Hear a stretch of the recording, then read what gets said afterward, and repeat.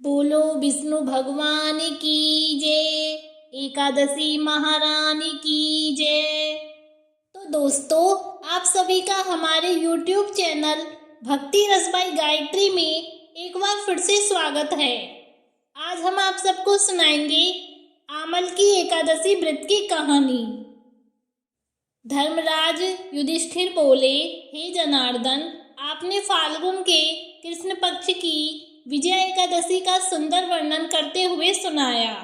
अब आप फाल्गुन मास के शुक्ल पक्ष की एकादशी का क्या नाम है तथा उसकी विधि क्या है, कृपा करके आप मुझे बताइए। श्री भगवान बोले, हे राजन, फाल्गुन मास के शुक्ल पक्ष की एकादशी का नाम आमल की एकादशी है।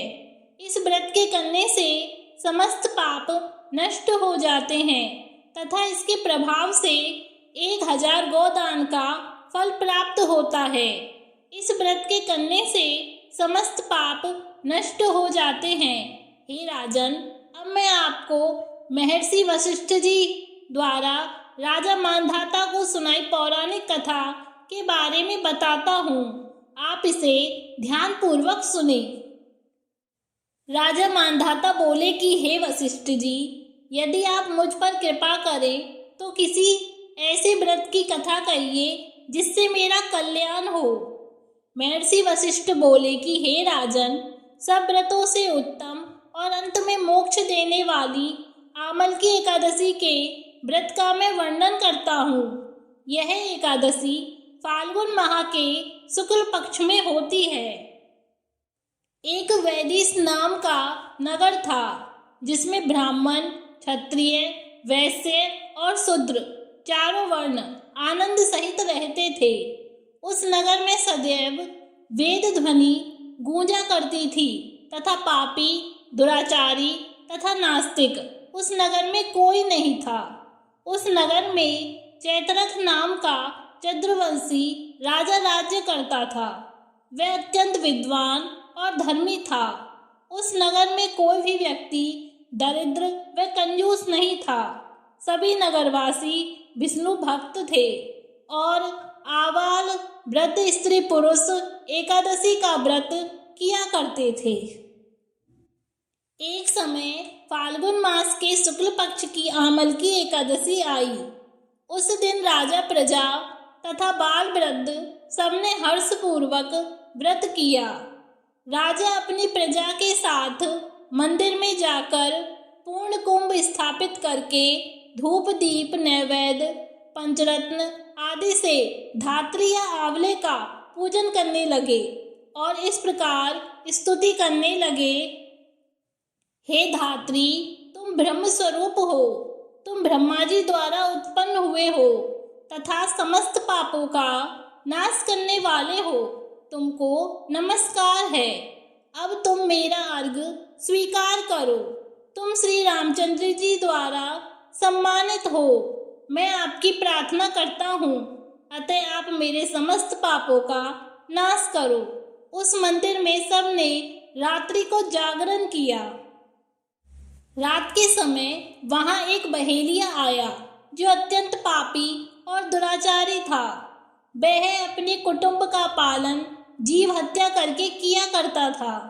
भूख और प्यास से अत्यंत व्याकुल वह बहेलिया इस जागरण को देखकर मंदिर के कोने में बैठ गया और विष्णु भगवान तथा एकादशी का महात्म की कथा सुनने लगा। इस प्रकार अन्य मनुष्यों की भांति उसने भी सारी रात जागकर बिता दी।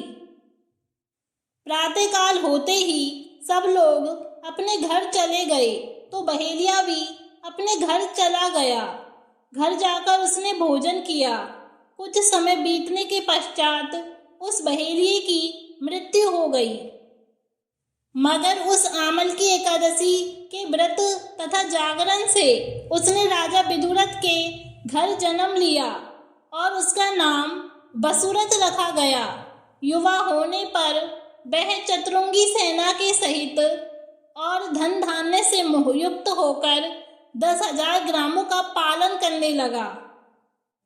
वह तेज में सूर्य के समान, कांति में चंद्रमा के समान और वीरता में विष्णु भगवान के समान और क्षमा में पृथ्वी के समान था। वह अत्यंत धार्मिक, सत्यवादी, कर्मवीर और विष्णु भक्त था। वह प्रजा का समान भाव से पालन करता था। दान देना उसका नित्य कर्तव्य था। एक दिन राजा शिकार खेलने के लिए गया। देव योग से वह मार्ग भूल गया और दिशा ज्ञान न रहने के कारण उसी वन में एक वृक्ष के नीचे सो गया।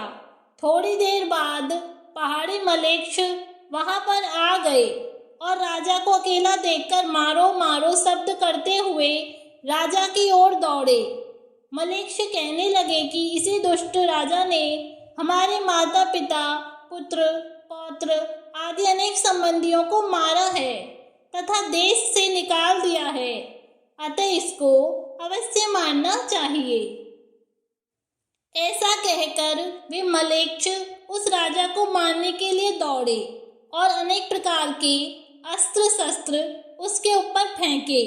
वे सब अस्त्र शस्त्र राजा के शरीर पर गिरते ही नष्ट हो जाते और उनका बार पुष्प के समान प्रतीत होता। अब उन मलेच्छों के अस्त्र शस्त्र उल्टा उन्हीं पर प्रहार करने लगे, जिससे वे मूर्छित होकर गिरने लगे। उसी समय राजा के शरीर से एक दिव्य स्त्री उत्पन्न हुई। वह स्त्री अत्यंत सुंदर होते हुए भी उसकी भ्रुकुटी टेढ़ी थी। उसकी आंखों से लाल लाल अग्नि निकल रही थी, जिससे वह दूसरे काल के समान प्रतीत होती थी। वह स्त्री मलेच्छों को मारने दौड़ी और थोड़ी ही देर में उसने सब मलेच्छों को काल के गाल में पहुंचा दिया। जब राजा सोकर उठा तो उसने मलेच्छों को मरा हुआ देखकर कहा कि इन शत्रुओं को किसने मारा है? इस वन में मेरा कौन हितैषी रहता है? वह ऐसा विचार कर ही रहा था कि आकाशवाणी हुई, हे राजा, इस संसार में विष्णु भगवान के अतिरिक्त कौन तेरी सहायता कर सकता है?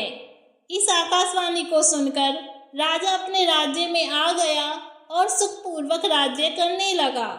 महर्षि वशिष्ठ बोले कि हे राजन, यह आमल की एकादशी के व्रत का प्रभाव था। जो मनुष्य इस आमल की एकादशी का व्रत करते हैं वे प्रत्येक कार्य में सफल होते हैं और अंत में विष्णु लोक को जाते हैं।